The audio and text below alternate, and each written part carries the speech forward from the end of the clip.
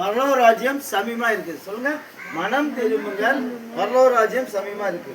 ஏசப்பா பிறந்தார், நமக்காண்டி வாழ்ந்தார், 33 வருஷம். மனம் திரும்புங்கள், உலகம் முழுதும் சொன்னார். மதம் மாற வேண்டாம், மனம் திரும்புங்க.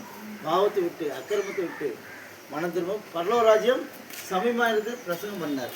அந்த இயேசு சாமி நம்முடைய பாவத்துக்காண்டியும் அக்கிரமத்துக்காண்டியும் மீறலுக்காண்டியும் மரிச்சார். இயேசு சாமி அவர் ரத்தத்தினால பாவ மன்னிப்பு உண்டு.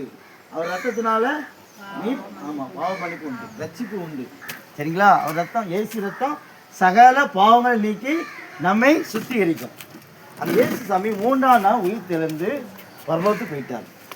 எத்தனை? 3ஆம் நாள் உயிர் தெழுந்து பரலோகத்துக்கு போயிட்டார். மீண்டும் வர போறாரு இயேசு சாமி. சரிங்களா?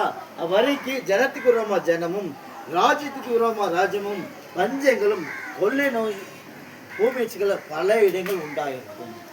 இதான் பைபிளில் போட்டிருக்கு, நாங்கள் கொடுத்தோம், நோட்டீஸ் தான். மத்தேயு 24 இருக்கு. ஏலம் என்ன ஜனத்துக்கு விரோதமா ஜனம் பல இடங்கள் உண்டாகும். இப்போ கொரோனா வந்துச்சுல, 3 வருஷம் நிறைய ஜனங்கள் மாண்டு போனாங்க. இப்போ போர் நடக்கு. 3வது போர் உண்டானா இதோட சேதம் உண்டாகும். இப்போ கேஸ் கிடைக்காம இதாகுது. அதான் வேதத்தில் போட்டிருக்கு. லூக்கா 21 அலைகள் முழக்கமாக இருக்கும். இங்கே பாருங்க, எருசலேம் சுற்றி சேனைகளால் சூழும் போது ஏசப்பா வரப்போறார். எருசலேம் சுற்றி சேனைகளால் மிதிக்கப்படும் போது பயங்கரமாக உண்டாகும். அது வருமானம் முன்னிட்டு ஏசப்பா மத்தியில் வரப்போறார். அதுக்கு தான் இந்த ஃபோட்டோ. சரிங்களா? இந்த ஃபோட்டோ மத்தியில் வரப்போறார், மத்திய ஆகாயத்தில். அதுக்காண்டி தான் இந்த சண்டை காலத்துக்கு நாங்கள் சொல்லிக் கொடுக்கோம். சரிங்களா? மத்திய ஆகாயத்தில் வரப்போறார். எங்கே வந்தார்? எருசலேம் வந்தார். நம்முடைய பாவத்துக்காண்டி மரிச்சார். மீண்டும் வரப்போறார் மத்திய ஆகாயத்தில். ஒரு இம்மிய பொழுதுல ரகசிய வரியும் உண்டு. இந்த ரட்சிக்கப்பட்ட தேவ ஜனங்கள் பறந்து போவாங்க. கிறிஸ்துக்குள் மரித்தவங்க, 2வது உயிரோடு இருக்கவங்க பறந்து போவாங்க. எல்லாரும் கிடையாது. அதுக்கப்புறம் அந்தி கிறிஸ்து ஆட்சி நடக்கும். என்ன நாட்கள்? அந்தி கிறிஸ்து 7 வருஷம்.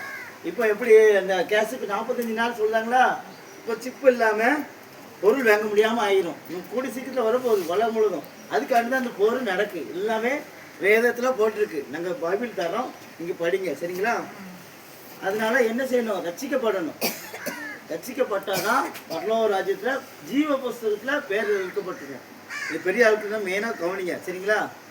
எப்படி ஸ்கூலில் அட்டெண்டன்ஸ் இருக்கோ, பரலோகத்தில் ஜீவ புஸ்தகம் இருக்கும். ரட்சிக்கப்பட்டால் தான் அந்த பேர் பரலோகத்தில் இருக்கும். அதனால நம்ம ஏசப்பா தங்கத்தையும் கேட்கல, வைரத்தையும் கேட்கல, உங்கள் உள்ளத்தை கேட்கல. வரிக்கு இருக்குது, நம்ம ஆயத்தப்பட்டு பரலோக ராஜ்யத்துக்கு போகணும். அதுக்கு தான் அந்த கூட்டம். சரிங்களா?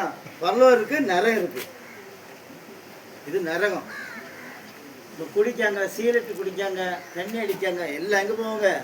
பாதாளத்துக்கு போவாங்க. எல்லாம் வேதத்தில் போட்டிருக்கு. சரிங்களா? நம்ம அந்த கூட்டத்தில் இல்லை. நம்ம எங்கே போகணும்? பரலோக ராஜ்யத்துக்கு போகணும். தங்க வீடு 3ஆம் வானத்தில் இருக்கும். இந்த பூமி அழிஞ்சிரும், ஆனால் அந்த ராஜ்யம் அழியாது. நித்திய ராஜ்யம். சொல்லுங்க, நித்திய ராஜ்யம், தேவ ராஜ்யம், தங்க வீடு. நம்மளுக்காண்டி ஸ்தலத்தை ஆயத்தம் பண்ணியிருந்தார். அதுக்கு நீங்கள் என்ன செய்யணும்? உள்ளத்தை கொடுக்கணும். ஆவி ஆத்மா சரீரத்தை ஏசப்பா என்னை பரிசுத்தமாக்குங்க, என்னை ரட்சிங்க, என் பேர் ஜீவ வசத்தில் பேர் எழுதப்படணும், நான் பூமியிலும் பாதுகாக்கப்படணும், உங்களோட வரிக்கு ஆயத்தப்படணும். அதுக்காண்டி நீங்கள் ப்ரே பண்ணணும். சரிங்களா? சரி.